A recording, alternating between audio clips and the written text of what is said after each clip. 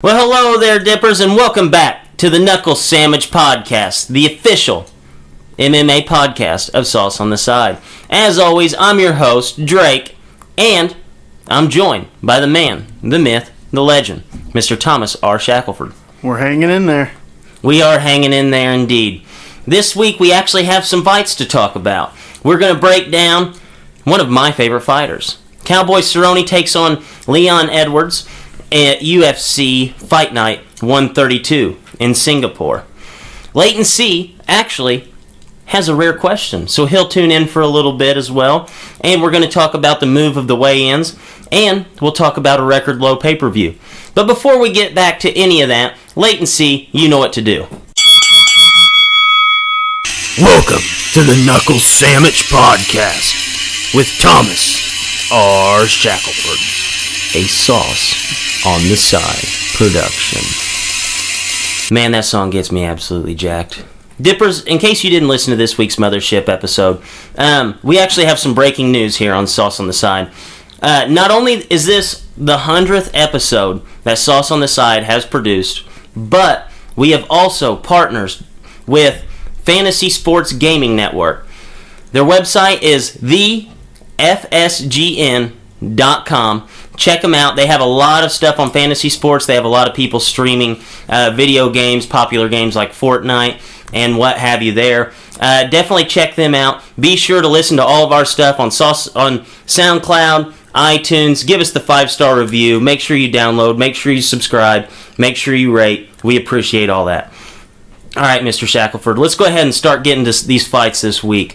We have UFC Fight Night 132. It's going to be in Singapore. And we'll break down 3 fights here. There was really only 3 fights that kind of got me jacked that are on this card. We'll start off with the first one. It's the Battle of the Jessicas. Jessica Rose Clark opens as a minus 130 favorite to Jessica I. What do you see in this fight? But I really like both these girls. The thing that pops out at me the most is Jessica I is coming down from 135. And she fought some really, really tough competition at 135, but she pretty much dropped every fight. Like, I want to say her UFC record's something like 1-5. She was a really, really, really high-touted prospect when she came in, but as far as skills go, she's got some good stand-up, really good stand-up. Not a lot of power. She's like an accumulation striker. Is she a Diaz? No, she's not a Diaz. She's better looking than the Diaz brothers, but it doesn't take much. No, but she doesn't have the pop, and she's not necessarily like accumulation as an accumulation to a stoppage. She's just more accumulates strikes throughout the fight. Her last fight, I want to say she did work in more wrestling, and I think she fights out of the Strong Style Gym, which is the same one Stipe trains at. So she's got a good team around her, but she just can't seem to ever consistently pick up the wins. And Jessica Rose Clark is about the opposite of that. Her record's 9-4. She's only had 2 fights in UFC, I think. We actually got to see her beat up Paige Van Zant in St. Louis, and she beat up my future wife, Beck Rawlings. She beat her up pretty bad also. Those are 2 impressive wins. They really are, yeah. And Beck Rawlings is real tough. Stand-up, I would probably give the overall edge to Jessica I, but Jessica Rose Clark's is probably more effective. Like, it hurts more. So, and she's pretty good at staving off takedowns. I'm going to go with Rose Clark on this one. When I really saw this fight, I was trying to think of ways of Jessica I to win, but until she can win those close fights or really pull away from the pack, I just can't pick her. And I think it's been close to over maybe a year or more since she's fought. So Rose Clark's been more active. She's got some more sting in her punches, and her stand-up's just as technical. I got to go with her. Yeah, and if you look at it, this is probably one of the more close fights we've had to pick in the female division, and I think this is actually going to be a very, very good fight. Oh yeah, it should be a good one. Yeah, a super interesting fight, in my opinion. Light heavyweight fight with Ovent St. Preux opens as a plus 105 dog to Tyson Pedro, a man who was actually named after Iron Mike. No way. Yes, I double checked it off of his Wikipedia page. How could we ever pick against a guy like that? I don't know. His parents knew from the start he had one job in life, and that was squashing heads. That's true. Do you think that he'll be squashing heads this weekend, or do you think OSP is going to pick up the win? Man, this was another close one. I am picking Tyson Pedro. Now, basically the reason I didn't pick Jessica Ai was because she can't seem to find a win. It's the opposite for Pedro. He finds a way to win every single time. He's 7-1 with his one defeat. I believe we talked about it. Was to what did we say his name was? Ilir Latifi. Oh yeah, it's a tongue twister. Say it 3 times fast in the mirror, and you'll get punched in the face. He's a bulldog. He's built like Chester with a bald head. And there was a really close fight with him and Pedro. And MMA math doesn't always add up, but when Latifi fought OSP, he knocked him dead, and that was his last fight. So Pedro's got some really kind of tricky stand-up. It's tricky, good kicks, good leg kicks, good body. He can go high, good hands. He wants to stand up. He's not a ground guy, but he does have some submissions. So he's 6'3". Also, I'm not sure how tall OSP is.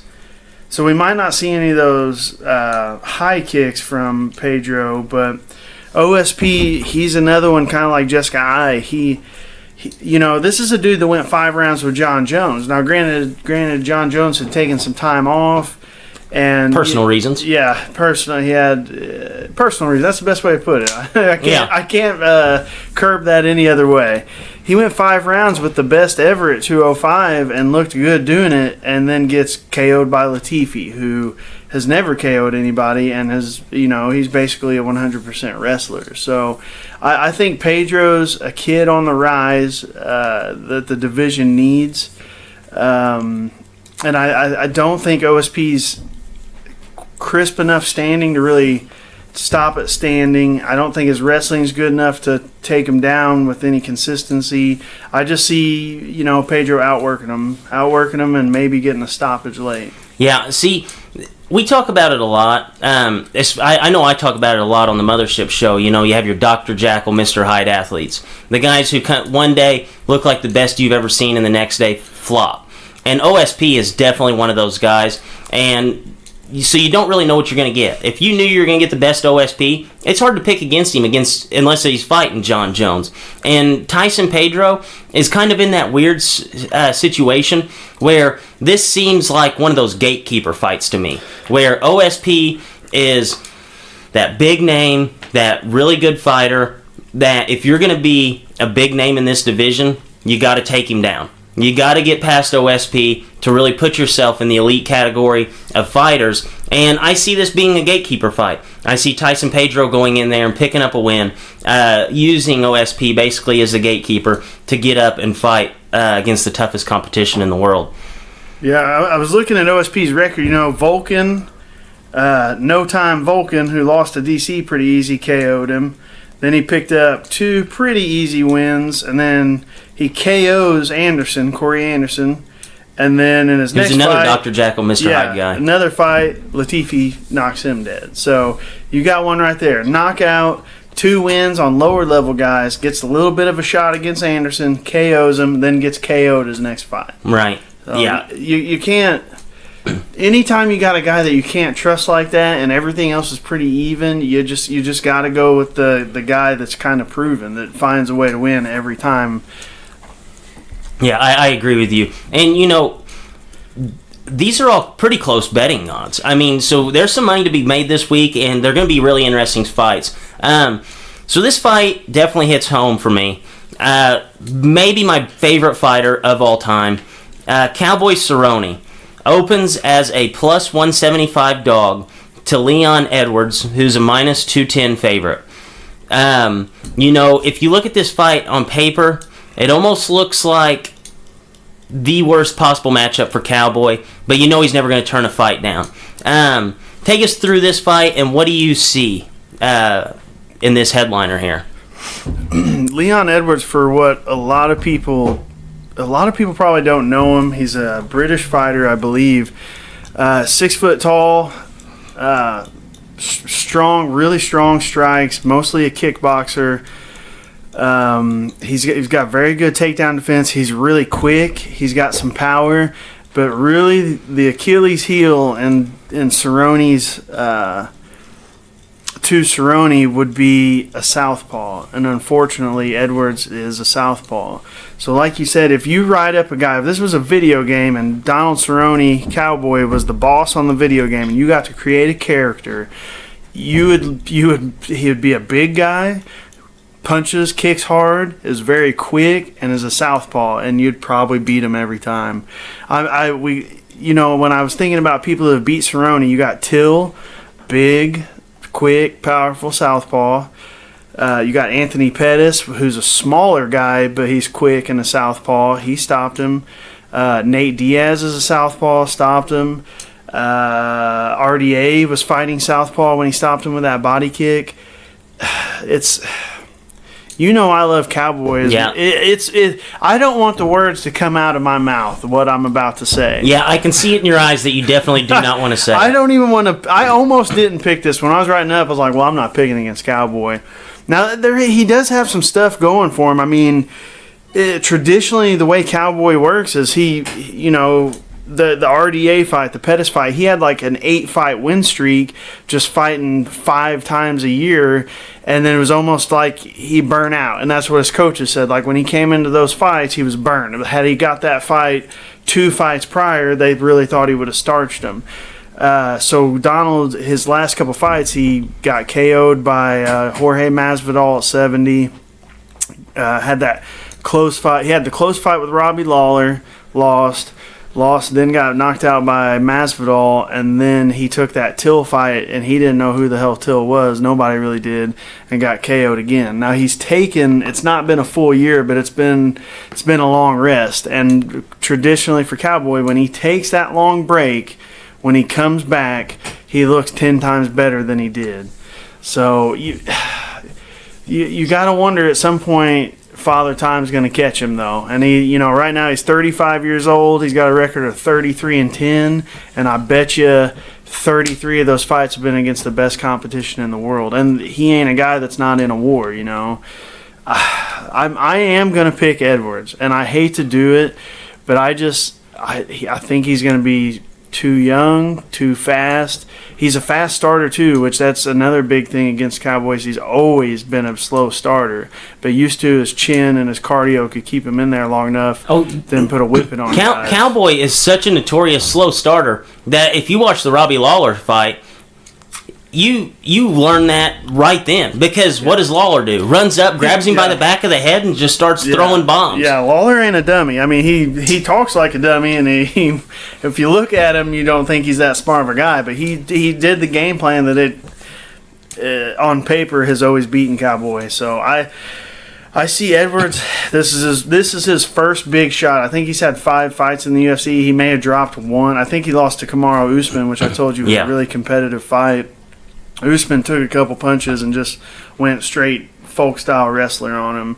And he kept him down most of the time. But, I see Edwards coming out being too quick, too strong, too powerful, and unfortunately, it's probably going to be another early stoppage. This is another one that you look at Cowboy and wish that you could give him a call and be like, hey, man, don't take this one. And his management and team probably did, but Cowboy being Cowboy probably just threw in a dip, took another drink of his beer, threw his phone to the side, and rode off into the sunset on his pale horse. Yeah, see, I always have a theory with Cowboy. I think he's drank so much Budweiser that it has affected his liver. Because, that has been the one way to drop Cowboy every time, just body shots.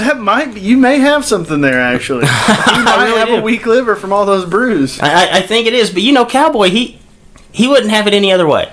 I don't know if anybody on here, if you watch that Dana White Looking for a Fight, basically Dean Thomas, Dana White, and Matt Serra go around the country or the world watching these little local shows to try and pick up some talent. And that's where they picked up Mickey Gall and guys like that. They didn't get CM Punk there? No, well, they got that's how Mickey Gall got his shot, was he beat the crap out of some dude at a local show and then called out CM Punk, and they're like licking their chops at this. Yeah. But the last one they went to Cabo, and this was like totally unplanned from what they said. So they go down to Cabo during spring break, and every dude that just heard that knows what's going on in Cabo in spring break.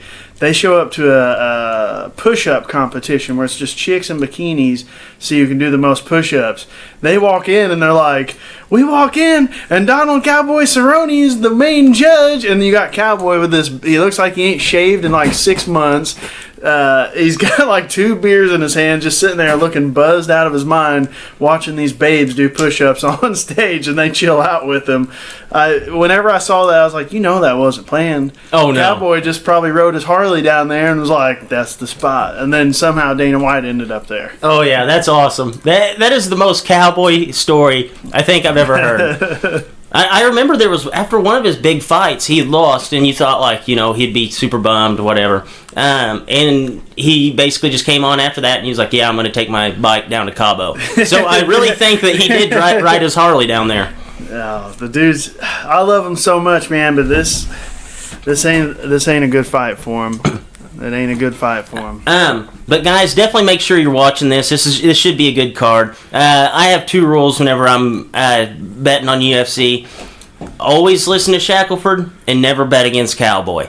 So I'm kind of torn here on this. It's actually UFC Fight Night this weekend. It's 132 in Singapore, which Singapore is in Asia. And do you know what time it airs? What time? 8 a.m. 8 a.m. Oh man, that's 8 a.m. awesome. on Saturday. I'll watch it. Oh, I'll definitely watch it. That actually works out best for me. I was hoping it wasn't a night.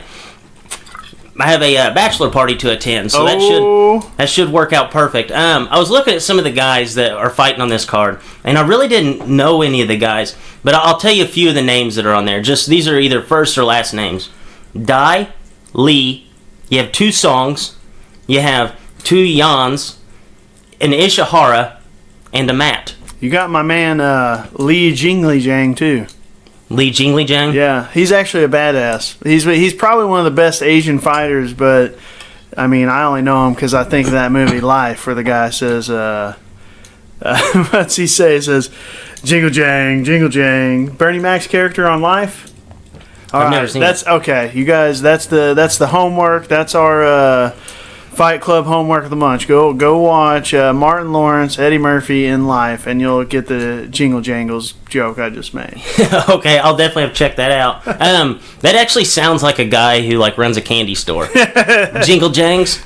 I think I could go there and pick up some bubble gum. So I hit on it earlier. Leighton C., the producer, he rarely pipes in at any time during this show. Only if somebody refers to another fighter as the GOAT that is not Iceman, Chuck Liddell. He has actually forewarned me that this will not involve Chuck Liddell. But if I had to put any amount of money on this, I would guarantee that this somehow comes back to a Chuck Liddell type of talk. He's coming in. Leighton C., what is the question that you have been burning to ask us? I don't know. I guess in a way, it could tie to Chuck Liddell. And a very, very slim way. It's a very thin wire going with Chuck Liddell, but there is a wire. Okay, he's already said Chuck Liddell twice. So as you talk about hold on the show, anime popularity is going down pretty quickly. And you guys contribute to lack of stars and just overall too many cars, too many fighters. But what is neither of those 2 things? I'm most casual anime fan ever, and I feel like I'm most of the country and the world in that perspective. Right. So, you gotta talk about fights that I wouldn't like, and then talk about fights that I would like. So I guess what I'm asking is, how should the MMA, all Bellator, TNC, UFC, hand out these title fights? Should they give them to the guys who only lost maybe 1, 2, 3 times, but Tyron Woodley's? Or give the fans the fights they want, and have the guys Iceman's fight a championship for the title? Because we can all agree that whenever the best selling pay-per-views are one with Conor McGregor, who knocked everybody out, and Brock Lesnar, who knocked everybody out. So you guys think, what do you think should happen more often? The more entertaining fighter should get the fight, or the guy who's lost 1, 2, 3 times but never really knocked anybody out, never had a performance of the night awards? Who should get these fights? Well, this is a very, very odd scenario because both sides of the coin definitely make sense. Okay, I'm going to take the floor on this, and then I'll send it over to Shackelford because I'm going to tie this into other sports. Okay, so if you look at it historically, so we'll just use football as our prime example here because I'm sure football's king in America, and we'll talk about the NFL just this past season. So everybody who follows football, no matter what they do, no matter what team they root for, they're going to watch the Super Bowl because they're an actual fan of the sport. They're the diehard guys of the sport. And those guys, they want the Super Bowl to be the two best teams, no matter who it is. And this past year, we saw a team like the Eagles, okay? You look at the Eagles, not much star power, not much fun to watch. They were fun to watch if you really dove into it. They were a lot of the run the ball, the old school, just like we're going to win this game in the trenches. Similar to like Alabama's run has been, we're going to win the game in the trenches. It's not going to be the most fun thing to watch in the world. But your casual football fans who, I'll watch a game if it's on type guys, they want to watch guys like Oregon. In Oregon, they were never the team to be able to win it all. They want to watch Tom Brady. They would have rather seen Matt Ryan, Julio Jones, Devontae Freeman, Vic Beasley, big-time names in the Super Bowl. But what did they get? They got the two best teams in the Super Bowl last year, and nobody bitched about it. You had the Eagles with a backup quarterback and a very not exciting play style to be your Super Bowl champions, but they were the best team out there, and nobody cared because they're actual fans of the sport. They are the diehard, I'm going to watch every game no matter what. Every Sunday I'm going to be parked on my couch for 12 hours, and I'm going to watch these games. I just want to see the best teams win in advance. Because if we could have drawn up our dream Super Bowl scenario last year, everybody would have probably had the Steelers, and everybody would have probably had maybe like the Rams, who are extremely fun to watch. You're watching just point after point after point after point. And, the casual football fan who would only watch it when it's on would probably be more drawn in and would watch that. Now with MMA, you have a lot of guys who win fights in the trenches, who go out there, just grind it out like a Khabib. And Khabib's the odd outlier that everybody's drawn to, though, which doesn't make any sense. Now you have a guy like Nate Diaz, who might not be as good, but he's fun to watch, and everybody loves to watch that. But he definitely doesn't deserve a title shot. You can't fast track him to the title shot because he hasn't paid his dues. He didn't run through an NFC wildcard game, an NFC divisional round. He didn't put his work in to win multiple fights to get put to the top. He's exciting, yes, but he's not as fun to watch, which is going to ultimately drop your pay-per-views whenever you have guys like Woodley fighting Stephen Thompson round 2 in probably the most boring title fight we've seen, which was the first one. So people don't quite understand that these guys are the best. They're not as fun to watch, but they're great at what they do, and nobody else on earth is going to beat them. So you can't necessarily say, okay, well, our title fight is automatically going to be Conor McGregor versus Tony Ferguson, and we're going to make it a super fun spectacle. Everybody's going to be tuned in. Or, like a Kevin Lee, fast track him to the title shot because he's exciting to watch. You can't necessarily do that whenever they haven't won those fights. Yes, I think that if you're dead set on selling pay-per-views, you have the super fights. You speckle them all across the board, which I see the UFC ultimately someday will start cracking down on the title shots and just put more super fights on cards because that's what people ultimately want to see. You've heard guys like Nate Diaz. You've heard guys like, you've seen what Conor McGregor's been doing. They don't necessarily care about the title. So that will, whenever the UFC gets to that point, pay-per-views are going to go way up. Everybody's going to be more excited. Nobody really cares about the titles. You probably couldn't name more than 3 or 4 title holders right now. I could not. But Conor McGregor, who doesn't hold a title. I can name 3 title holders. You don't. Mighty Mouse, Yeah. Devin Howard, Khabib, and Cormier. Who'd you say? Devin Howard? You said Desmond Howard. He was the returner for Michigan back in the day. Not him. What's Mighty Mouse's actual name? Demetrius Johnson. See? You don't even know. You just maybe know the best. Mighty Mouse. You just answered every question that we had about this. You knew him by basically his alter ego. You knew Mighty Mouse and Desmond Howard. Yeah, you knew Mighty Mouse as Desmond Howard. And right there, you pay attention to the Flash. You know all that. And that's where your casual MMA fan isn't going to be drawn in. I think the UFC, how everything kind of goes in cycles, they'll come back to where super fights are king rather than actual good showings by two guys who are the best. Shackelford, what do you think? Where do you think they should head from here? And what do you make of that? Like what Leighton said, who is the casual fan? Well, it's clear what direction we are in. We're in the entertainment era, and you can look at that by Conor. I mean, Conor was wiping people out at 45. He got I don't want to say he got a quick title shot, but he flatlined like 3 tough contenders and got his title shot, and then he knocks out Jose Aldo in 13 seconds. With that 13-second knockout, he created his brand for the rest of his life. He's the guy that beat the 10-year plus undefeated guy in 13 seconds, and he called it. He said he's going to come in, I'm going to hit him with the left, it's going to be over. When Jose Aldo went down, that's when this era of entertainment kind of came to be, because then you see he got to jump up to 155. You guys that haven't been watching a long time, you may not know a dude like BJ Penn. BJ Penn was murdering dudes at 55. Well, he got tired of cutting weight, and he went up to 170. Well, he beat some tough dudes, lost to GSP in a close fight. He actually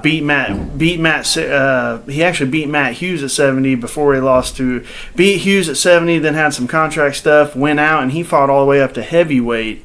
Just basically he was being lazy, didn't want to lose weight, was fighting any and every guy. And when he came back to the UFC, Dana really put him in a box and said it's 55 or nothing. Well, then he did get to bounce up and fight GSP at 70, but that was basically unheard of in the UFC. And you can look at that at super fights. You know, Anderson versus GSP was talked about for a long time, but was never even close to happening because Dana and the Fertitta brothers wanted to keep the guys in their weight classes. They wanted those set weight classes, and they wanted to fight those, if he's the number 1 ranked contender, that's who you're fighting. If he's hurt, you fight the number 2. It had a very, very, very strict process like that. Well, then they sold. They sold for like $4.2 billion to the people who own them now, and they're an entertainment group. I think it's WME Entertainment. It's like, I forget the actual name of it, but I think it's WME. They're entertainment. They bought this company for $4 billion. They're trying to make money. That's why Brock Lesnar got brought into UFC 200 and got to skip every drug test imaginable. Got to skip every rule with drug testing, came right on and won. And I want to say one thing. Leighton said Brock has knocked out all his guys. He hasn't had a stoppage in forever. Yeah. I mean, he lost to Alistair, he lost to Kane, and he beat Mark Hunt basically by taking him down and laying on him. So just the perception of Brock Lesnar is he is this mammoth who's stopping everybody, which he is absolutely a mammoth. But when you look at the top grossers of MMA, I think Conor's 1, Brock is 2, Ronda's 3, GSP's 4. Well, we're kind of in trouble right now because we're moving into the entertainment era, and popularity, they say, is going down, even though they just had this big-ass ESPN deal. But how many of those guys are fighting right now? Absolutely and none. we'll throw Jones as 5. Yeah. Jones isn't fighting. Brock is in the WWF. Conor's out with the court date stuff. Ronda's retired. And GSP is, he just came in for another fight, but he's going to be out indefinitely. I mean, they've even said they consider him retired at this point. So, and I'm also going to bring him back a little further. There's been other really good fighters. But whenever GSP came back, what did they do?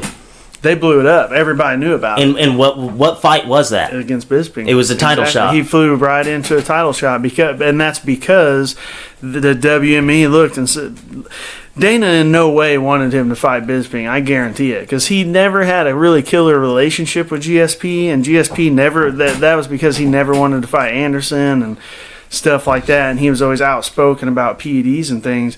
But I guarantee WME was like, shut up, Dana. This is your third biggest earner of all time. He's wanting to make a comeback, put him against one of our other top 10 earners, and it would be a big show. And it did pretty solid numbers. It didn't do the numbers like they thought they would. One more thing to add to the argument would be there's been other number one contenders that never got their shot. If you go back to like 99, 98, 99, 2000, there's a dude named Matt Lindland, who's now the U.S. Greco coach.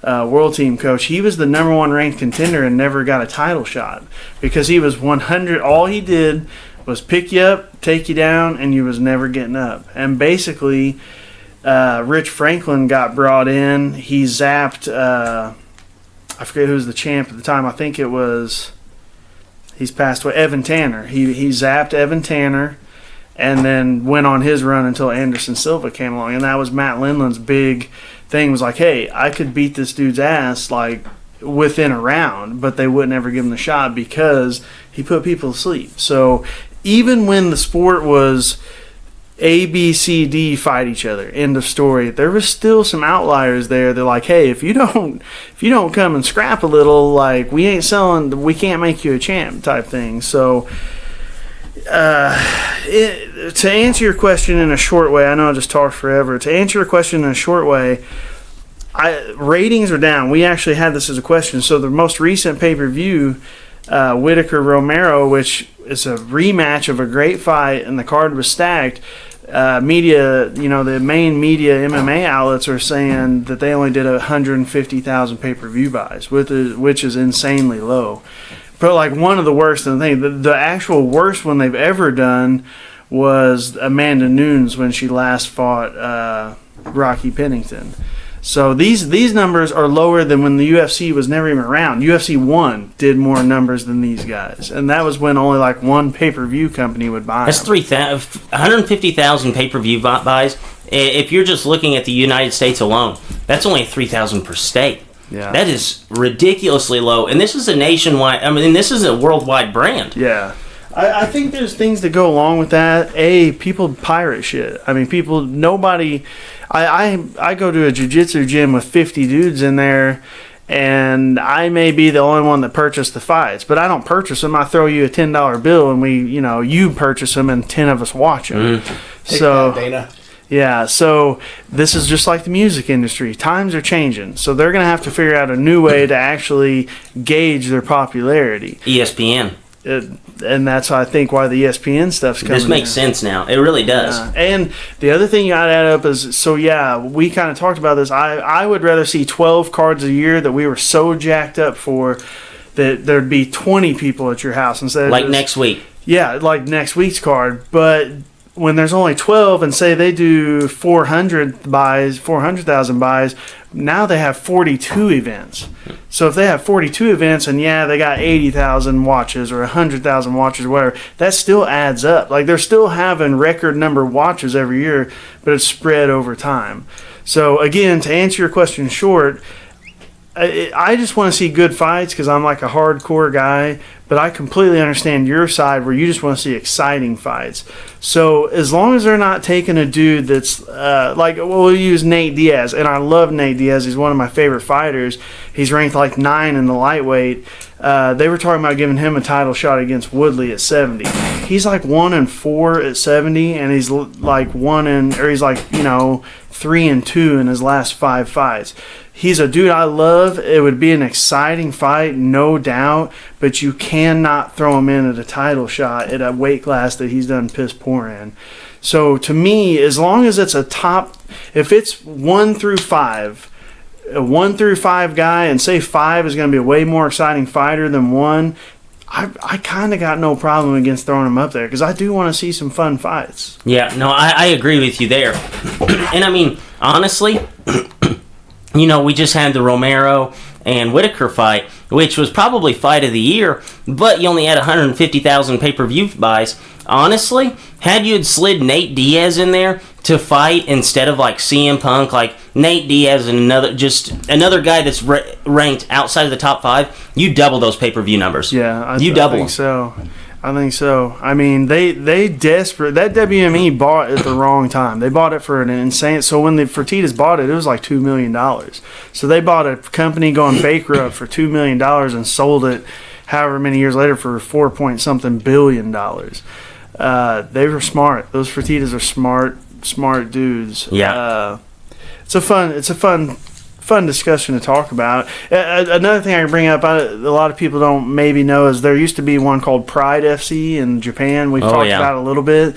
They were all entertainment. I mean, I've told you, Rampage Those Pride fights were the best, man. Oh, yeah. And so Fedor at the time was the big heavyweight champion, and they basically would give him he was fighting basically monthly, and they'd give him about 3 tomato cans, and then he'd have his big fight, and then 3 tomato cans. And when I say tomato cans, he was fighting dudes with losing records.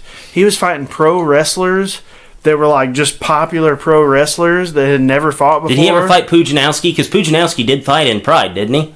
I think he may have came in a little after, but no, he didn't fight the Pooj. One I can think of, he fought a dude with the last name Fujita, who was a middle-of-the-road guy, but he was a real popular Japanese wrestler, and that dude clocked Fedor and put him on chicken legs and almost won the fight. Another big one, and I know you'll know this, can't remember the guy's name, but he fought Don Fry. The big guy that they just got a collar tie and just punched each other in the face for 20 minutes until somebody fell. Yeah, that fight, maybe one of the greatest fights of all time. We'll have to show that one to Leighton C sometime. He'll love it. That dude had never fought before. He was a pro wrestler. That was his first fight? Yes, he was. My goodness. It may not have been his first one. I actually think it was his first one, but he was legitimately just a pro wrestler.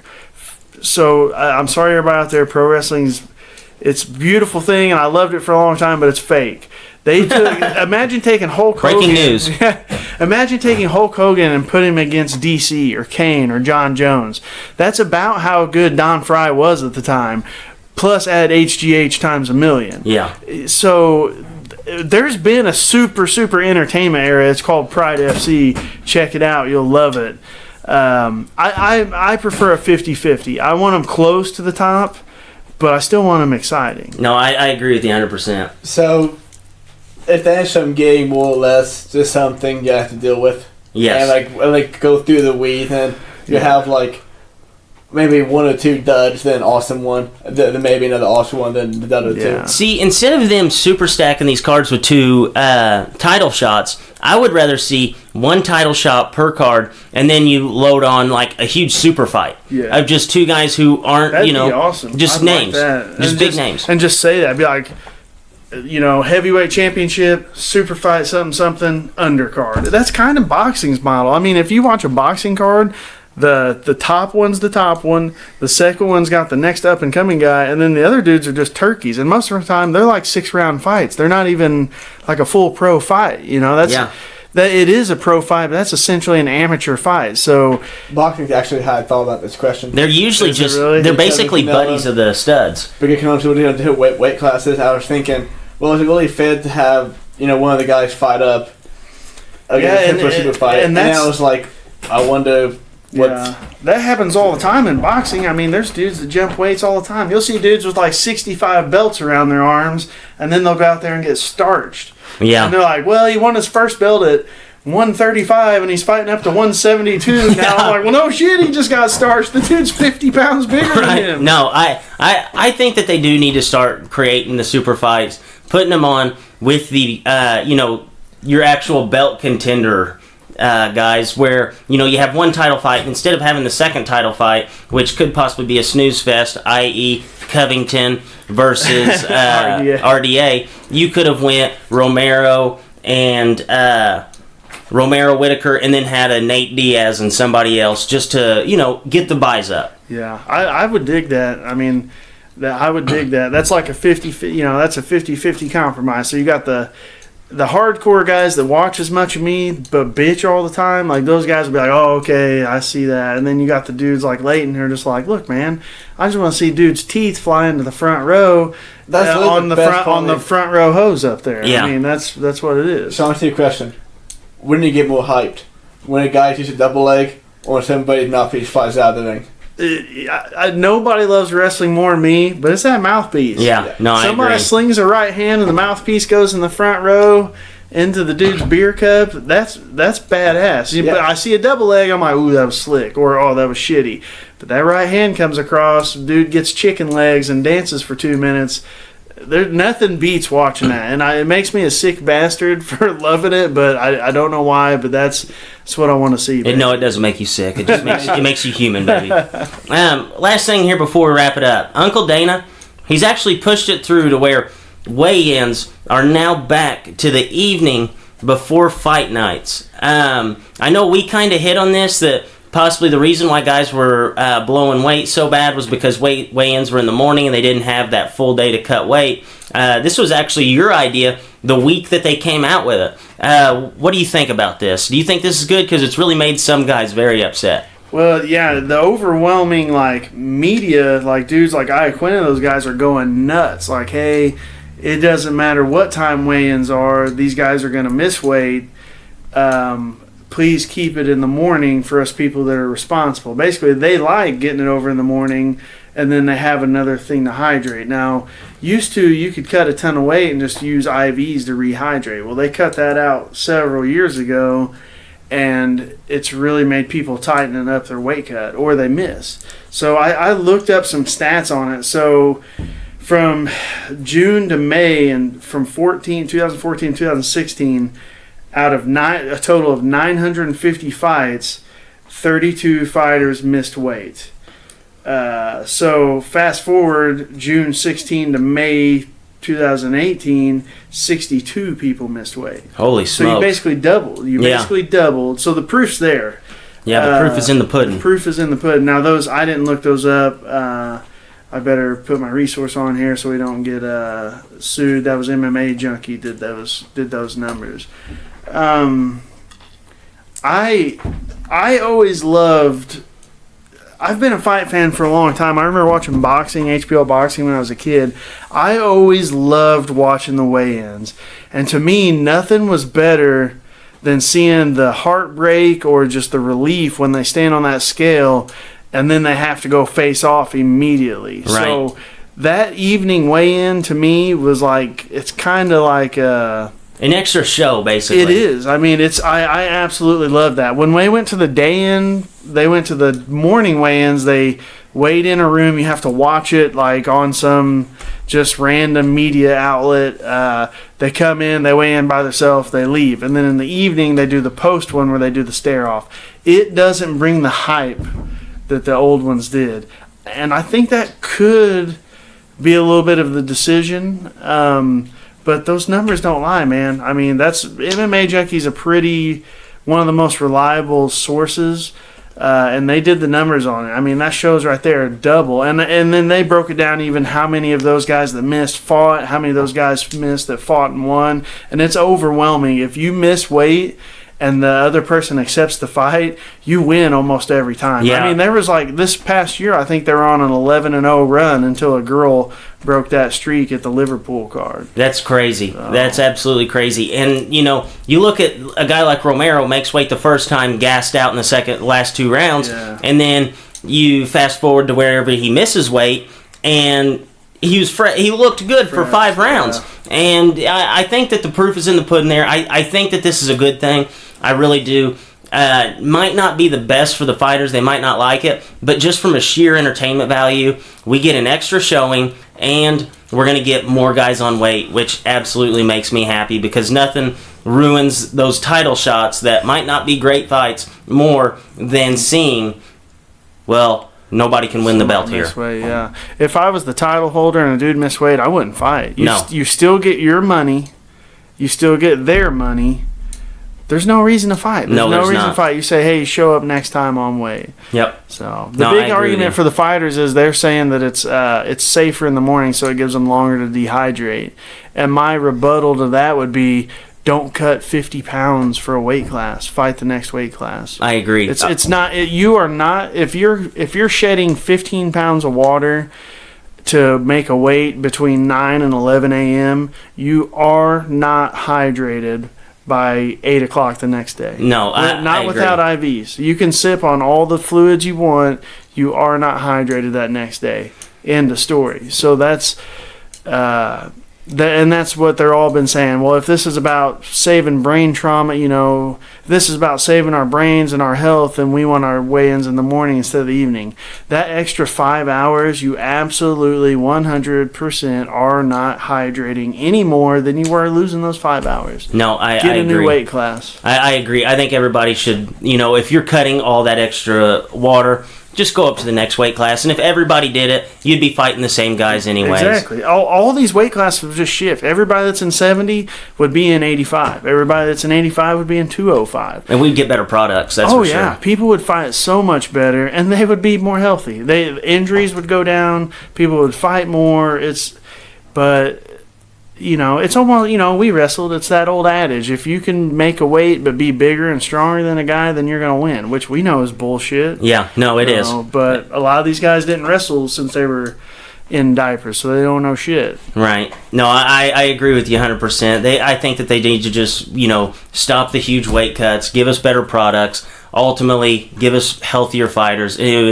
I think it would help MMA drastically. But anything else before we wrap up here, Mr. Shackelford?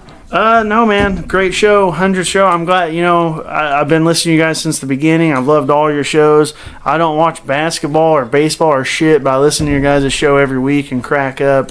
100's a big mark. I'm glad that we got to be on it. Hopefully we entertained a little bit. 100. And on that note, for Drake, for Mr. Shackelford, Dippers, as always, stay saucy.